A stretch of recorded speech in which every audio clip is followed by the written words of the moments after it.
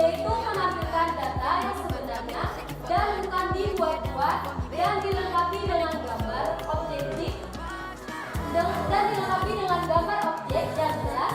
Biasanya dapat menjawab rumus pernyataan 5W plus 1A, menyampaikan kejadian yang sedang atau telah dan pernah terjadi. Informasi datang dari kejadian yang sebenarnya, mengungkapkan fakta yang deskriptif dan apa adanya, penalaran fakta secara induktif. Kemudian, di sini saya akan menjelaskan sedikit mengenai kalimat opini.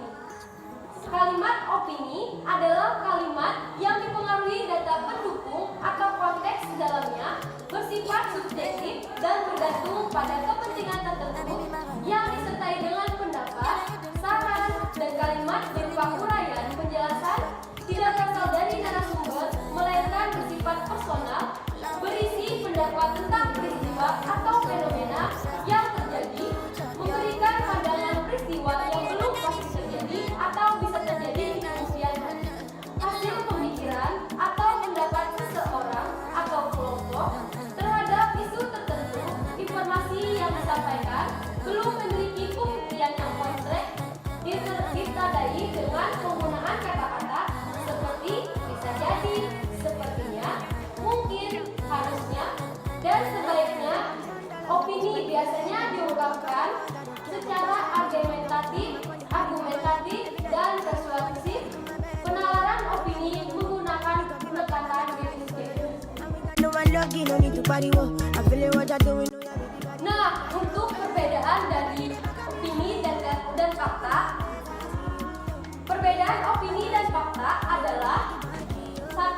Kalimat fakta yang bersifat objektif dan opini bersifat subjektif.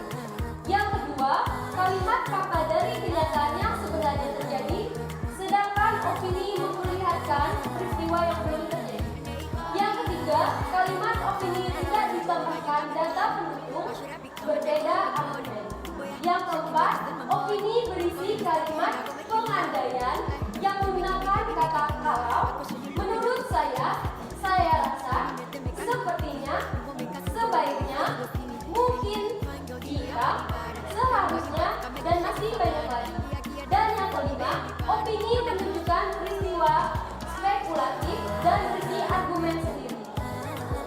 Nah, itu tadi adalah penjelasan dari kami mengenai apa itu teks editorial dan juga mengenai perbedaan dari opini dan fakta. Apabila ada dari teman-teman yang ingin bertanya, kami persilakan.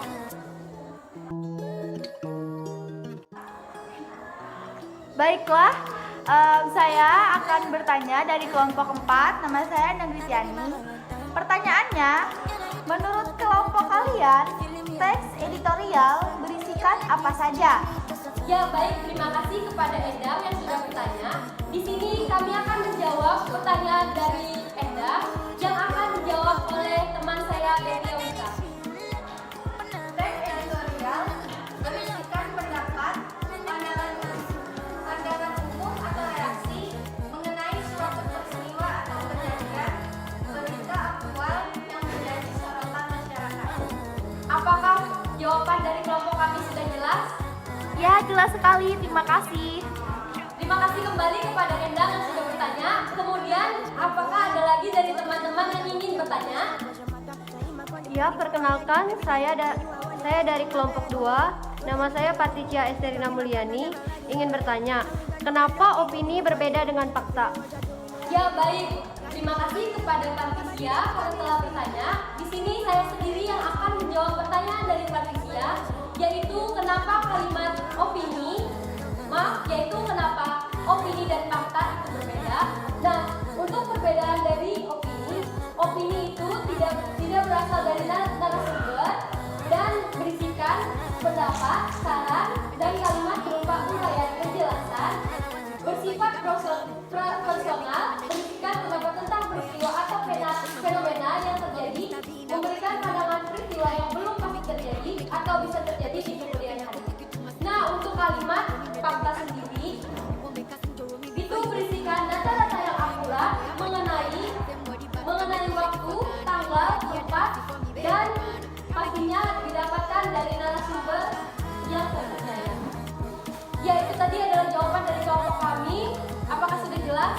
Ya, cukup jelas. Terima kasih.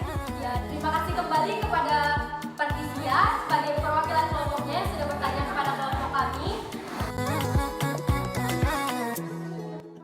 Karena tidak ada lagi dari teman-teman yang ingin bertanya, kami dari kelompok 1 mengucapkan terima kasih atas perhatiannya dari teman-teman. Mohon maaf apabila ada salah dalam penyampaian ataupun salah dalam mengucapkan kalimat-kalimat. Kami mohon maaf. Sekian dari kelompok kami.